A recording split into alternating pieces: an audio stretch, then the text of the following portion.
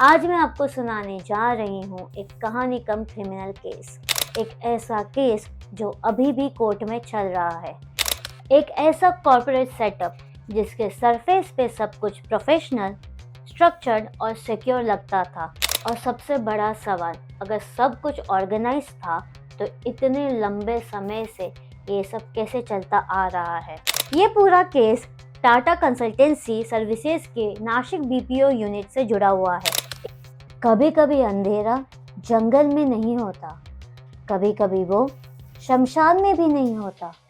कभी कभी अंधेरा एक ऐसी जगह होता है जहाँ सब कुछ सेफ होना चाहिए। एक ऑफिस, एक आईडी कार्ड, एक सिस्टम जहाँ लोग अपने सपने लेकर आते हैं, करियर बनाने के लिए, जिंदगी सुधारने के लिए। लेकिन धीरे धीरे उसी जगह पर कुछ लोग अपनी आवाज़ खो देते हैं। और सबसे खतरनाक चीज़ क्या होती है पता है? अंधेरा नहीं, बल्कि वो खामोशी जो धीरे धीरे सब कुछ दबा देती है।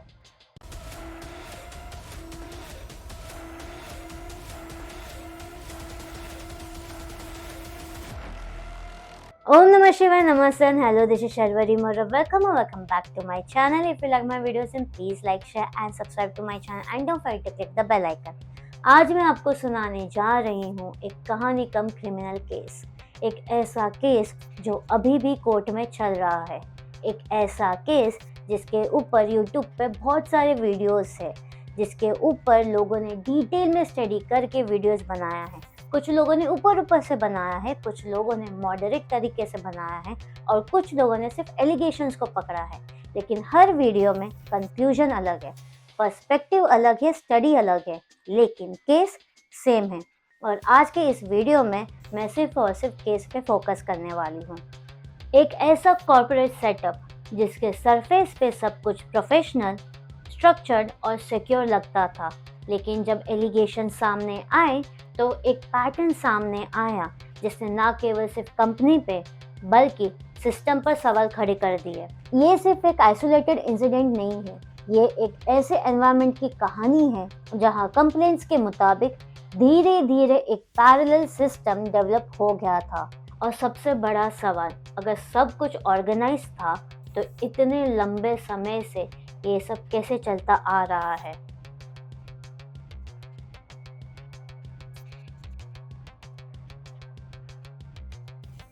इस वीडियो में बताए गए सभी incidents, publicly available reports, FIRs, NDTV interviews, times of India, the Hindu, economic times और फोर्ब्स इंडिया जैसे सोर्सेस पर बेस्ड है। सारे नाम और एलिगेशंस ऑनगोइंग इन्वेस्टिगेशन का पार्ट है। इन सभी एलिगेशंस की फाइनल लीगल कंफर्मेशन अभी कोर्ट के अंडर प्रोसेस में है। इस वीडियो का पर्पस सिर्फ अवेयरनेस है। ये पूरा केस टाटा कंसल्टेंसी सर्विसेज के नासिक बीपीओ यूनिट से जुड़ा हुआ है। इस यूनिट में लगभग 150 से 170 एम्प्लॉयज काम कर रहे थे और ऑपरेशंस 2 शिफ्ट में चल रहे थे। सरफेस लेवल पर सब कुछ एक टिपिकल कॉर्पोरेट एनवायरनमेंट जैसा था। ID cards, access system, structure reporting, hierarchy और डिफाइंड रोल्स। लेकिन कंप्लेंट्स के मुताबिक 2022 से 2026 के बीच में कुछ इंसिडेंट्स सामने आए जो शुरुआत में अलग अलग लग रहे थे, लेकिन धीरे धीरे एक इंटरकनेक्टेड पैटर्न में बदलते गए। ये वही जगह थी जहाँ से कहानी सिर्फ इंसिडेंट्स की नहीं बल्कि एक डेवलपिंग एनवायरनमेंट की बनने लगी। एफआईआर्स और कंप्लेंट्स के स्टेटमेंट्स के मुताबिक कुछ नाम बार बार सामने आए, जिनमें दानिश शेख, राजा मेमन, शाहरुख कुरैशी, शाफी शेख, आसिफ अफ्ताब अंसारी, तौसिफ अतार और निदा खान शामिल है। इन सभी लोगों पर अलग अलग नेचर के एलिगेशंस लगे हैं और ये सब इन्वेस्टिगेशन के अंदर है। कंप्लेंट्स के मुताबिक ये इंडिविजुअल्स एक ऐसे इंटरकनेक्टेड सेटअप का हिस्सा थे जहां बिहेवियर आइसोलेटेड नहीं लगता था। उनका कहना है कि इंसिडेंट्स में एक पैटर्न और कोऑर्डिनेशन का एलिमेंट महसूस होता था जो इन्वेस्टिगेशन का एक इम्पॉर्टेंट एंगल बन चुका है।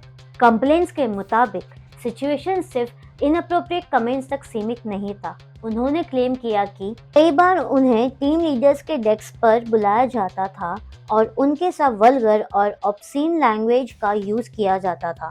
ऐसे इंसिडेंट्स ने ग्रेजुअली एक ऐसा एनवायरनमेंट क्रिएट कर दिया जहां प्रोफेशनल बाउंड्रीज लगातार क्रॉस हो रही थी। कुछ एम्प्लॉयज ने ये भी कहा कि उन्हें जानबूझकर अनकंफर्टेबल सिचुएशन में डाला जाता था, जिससे उनका मेंटल स्ट्रेस बढ़ता गया। अगर ये एलिगेशन सच साबित होते हैं तो ये सिर्फ मिसकंडक्ट का नहीं बल्कि सिस्टमैटिक बाउंड्री वायोलेशन का केस बन सकता है। कुछ एलिगेशंस रिलीजन से भी जुड़े हुए हैं। रिपोर्ट्स के मुताबिक एक फॉर्मर एम्प्लॉय ने ये बताया कि रिलीजियस अटायर और प्रैक्टिसेस को लेकर भी कमेंट्स किए जाते थे। फेस्टिवल्स के दौरान जब विमेन ट्रेडिशनल अटायर जैसे साड़ी या बिंदी पहनती थी तो एलिजेडली उनका मॉकरी टोन में रिएक्शन दिया जाता था। ऐसे रिमार्क्स सिर्फ पर्सनल नहीं होते बल्कि वर्कप्लेस के ओवरऑल एनवायरनमेंट को इफेक्ट करते हैं। कंप्लेंट्स के मुताबिक इन चीज़ों ने उनके लिए वर्कप्लेस को और ज़्यादा सेंसिटिव और अनकंफर्टेबल बना दिया। इस केस का सबसे डिस्टर्बिंग एस्पेक्ट है एक एलिज्ड पैरेलल सिस्टम। कंप्लेंट्स के मुताबिक ऑफिस के अंदर एक ऐसा अनऑफिशियल स्ट्रक्चर डेवलप हो गया था जो ऑफिशियल रूल्स से अलग ऑपरेट करता था। कुछ लोगों ने ये भी कहा कि उन्हें अपने फोन्स और पर्सनल बिलोंगिंग्स को वर्क प्लेस से बाहर रखने के लिए कहा जाता था। अगर ये क्लेम सच होता है तो ये सिर्फ बिहेवियर का इश्यू नहीं बल्कि कंसीलमेंट और कंट्रोल का भी इंडिकेशन है। कुछ कंप्लेंट्स ने इमोशनल प्रेशर और मैनिपुलेशन के एलिगेशंस लगाए हैं। उनका कहना है कि पर्सनल रिलेशनशिप्स का मिसयूज किया गया है, जहां ट्रस्ट को एक टूल के रूप में यूज किया गया। एक एलिगेशन में शादी का प्रॉमिस देकर एक्सप्लॉयटेशन की बात भी सामने आई। ऐसे केसेस में विक्टिम के लिए सिचुएशन और कॉम्प्लेक्स हो जाती है क्योंकि प्रोफेशनल और पर्सनल बाउंड्रीज एक दूसरे में मिक्स हो जाती है। एक स्पेसिफिक इंसिडेंट जो हाईलाइट हुआ एक आइसोलेशन से जुड़ा हुआ था। एक एम्प्लॉय ने क्लेम किया कि उन्हें टेरेस पर अलग बैठाकर काम करवाया गया। एक ऑफिस जहां टीम वर्क और कोलैबोरेशन एक्सपेक्टेड होता है, वहां किसी को आइसोलेट करना सिर्फ फिजिकल एक्शन नहीं होता बल्कि इसका साइकोलॉजिकल इम्पैक्ट भी होता है। कंप्लेंट के मुताबिक ये एक्सपीरियंस उनके लिए मेंटली डिस्ट्रेसिंग था। इस केस में निदा खान का रोल भी इन्वेस्टिगेशन का हिस्सा रहा। शुरुआती में मीडिया रिपोर्ट्स ने उसे एचआर मैनेजर बताया, लेकिन बाद में टीसीएस के ऑफिशियल कम्युनिकेशन के मुताबिक एक क्लैरिफिकेशन दिया गया कि निदा खान एचआर मैनेजर नहीं थी, ना ही रिक्रूटमेंट लीडरशिप रिस्पॉन्सिबिलिटीज हैंडल करती थी। कंपनी के अकॉर्डिंग वो नासिक यूनिट में एक प्रोसेस एसोसिएट के रूप में काम कर रही थी। ये क्लैरिफिकेशन इन्वेस्टिगेशन के लिए इम्पॉर्टेंट है क्योंकि इससे उसकी ऑफिशियल अथॉरिटी और रोल को समझने में क्लैरिटी मिलती है। इसके बावजूद कंप्लेंट्स के मुताबिक उसका नाम इंटरैक्शंस और एलिज्ड इन्वॉल्वमेंट के कॉन्टेक्स्ट में सामने आता रहा है। ये सब एलिगेशंस अभी वेरीफाई होने बाकी है और इन्वेस्टिगेशन के अंडर है। इस केस का एक important aspect internal complaint failure भी है। रिपोर्ट्स के मुताबिक फॉर्मली पॉश कंप्लेंट चैनल का यूज नहीं किया गया। इसका मतलब ये नहीं कि इश्यूज एग्जिस्ट ही नहीं करते थे। पुलिस के आर्ग्यूमेंट्स में मल्टीपल ईमेल्स और इंटरनल कम्युनिकेशंस का जिक्र आया है। कुछ रिपोर्ट्स के मुताबिक कुछ विक्टिम को एलिजेडली कंप्लेंट्स ड्रॉप करने के लिए भी कहा गया। अगर ये बात सच है तो ये इंस्टीट्यूशनल गैप का एक सीरियस एग्जाम्पल हो सकता है। मार्च 2026 में इस कहानी का टर्निंग पॉइंट आया जब एक एम्प्लॉय ने डियोलाली कैंप पुलिस स्टेशन में एफआईआर फाइल की। यह सिर्फ एक लीगल कंप्लेंट नहीं थी बल्कि वो मोमेंट था जहां साइलेंस फाइनली टूट गया। इस एक स्टेप के बाद और भी कंप्लेंट सामने आने लगे जिससे केस का स्कोप काफी बड़ा हो गया। जैसे ही कंप्लेंट सामने आई, पुलिस ने इन्वेस्टिगेशन शुरू कर दिया। मल्टीपल एफआईआर्स रजिस्टर की गई। एक स्पेशल इन्वेस्टिगेशन टीम बनाई गई जो पूरे मामले को हैंडल कर रही थी। लेटेस्ट अपडेट्स के मुताबिक अब तक कई एफआईआर्स रजिस्टर हो चुके हैं। एसआईटी को एडिशनल में कंप्लेंट्स रिसीव हो चुके हैं, जिससे ये इंडिकेशन मिलता है कि ये केस का स्कोप और बड़ा हो सकता है। इन्वेस्टिगेशन अब सिर्फ स्टेटमेंट्स तक लिमिटेड नहीं है, बल्कि डिजिटल एविडेंस जैसे मोबाइल फोन डेटा, चैट्स और पॉसिबल कोऑर्डिनेशन पैटर्न्स भी एनालाइज किए जा रहे हैं। कुछ एक्यूज्ड को कोर्ट से इंटरम प्रोटेक्शन नहीं मिला है और कुछ लोग जुडिशियल कस्टडी में है, अरेस्ट भी हो चुके हैं और बेल हियरिंग प्रोसेस में है। इन्वेस्टिगेशन का स्कोप एक्सपांड होते हुए स्टेट लेवल एजेंसीज तक पहुंच चुका है। हालांकि अभी तक किसी एक्सट्रीमिस्ट या फॉरेन लिंक का कंफर्म्ड एविडेंस सामने नहीं आया है। टाटा कंसल्टेंसी सर्विस की तरफ से ऑफिशियल रिस्पांस में ये बताया गया है कि उन्होंने इस मैटर को सीरियसली लिया है और इंटरनल इन्वेस्टिगेशन इनिशिएट की गई है। कंपनी ने इंडिपेंडेंट एक्सटर्नल एजेंसीज को इन्वॉल्व किया है, जिसमें ऑडिट और लीगल फर्म्स भी शामिल है, ताकि इन्वेस्टिगेशन न्यूट्रल और थरो हो। एक ओवरसाइट कमेटी भी कॉन्स्टिट्यूट की गई है जो फाइंडिंग्स को रिव्यू करेगी। कंपनी ने यह भी वेरीफाई किया है कि नासिक यूनिट ऑपरेशनल है और शटडाउन की रिपोर्ट्स गलत है। साथ ही उन्होंने ये भी मेंशन किया है कि प्रिलिमिनरी रिव्यू के दौरान उनके पॉश या एथिक्स चैनल पर इस नेचर की कंप्लेंट्स ऑफिशियली रिसीव नहीं हुई थी।